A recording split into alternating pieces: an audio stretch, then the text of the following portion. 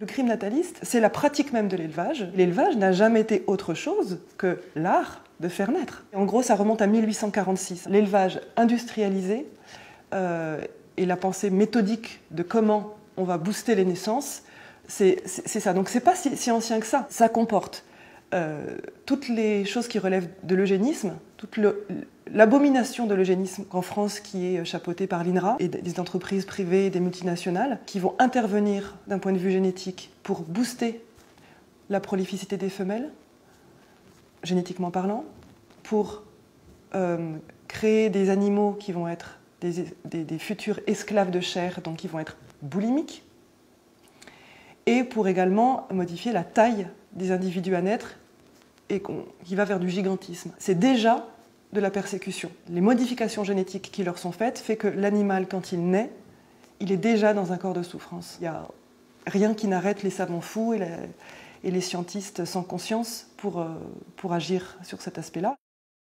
L'Europe pratique peu le clonage, mais les autres continents le pratiquent énormément. Dans ce qui est vendu par exemple à Rungis, c'est rempli de clones. Et c'est quoi la réalité pour les victimes de clonage ? Sur 15 naissances, il y a 3 enfants qui survivent.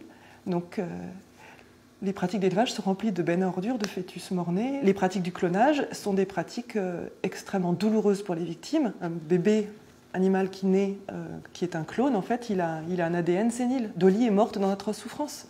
Et Dolly, c'est généralisé, c'est mondialisé.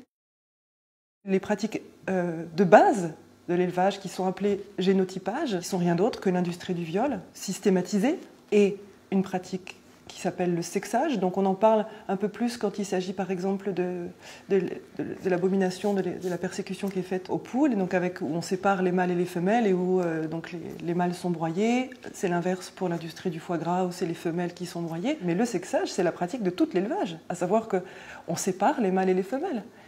C'est une souffrance qui leur est faite, dont on parle très peu, mais il suffit de faire des analogies pour comprendre. Par exemple, un taureau reproducteur qui s'appelle Joko Bene, qui était très connu parce qu'il a été beaucoup violé et utilisé pour son sperme, son éjaculat, eh bien, il a inséminé plus de 100 millions de vaches. Il n'en a pas vu une seule dans sa vie.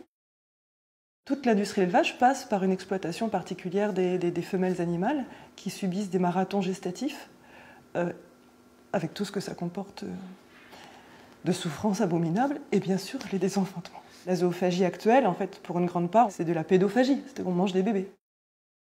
Hélas, en termes de nombre de victimes et de niveau de persécution, on a atteint des sommets de barbarie normalisée. On produit des victimes en devenir, on produit des meurtres en devenir, c'est ça l'élevage. Pour fermer les abattoirs, il faut abolir l'élevage. Techniquement, c'est fait en une journée. Il suffit d'arrêter de les faire naître, d'arrêter ces pratiques-là.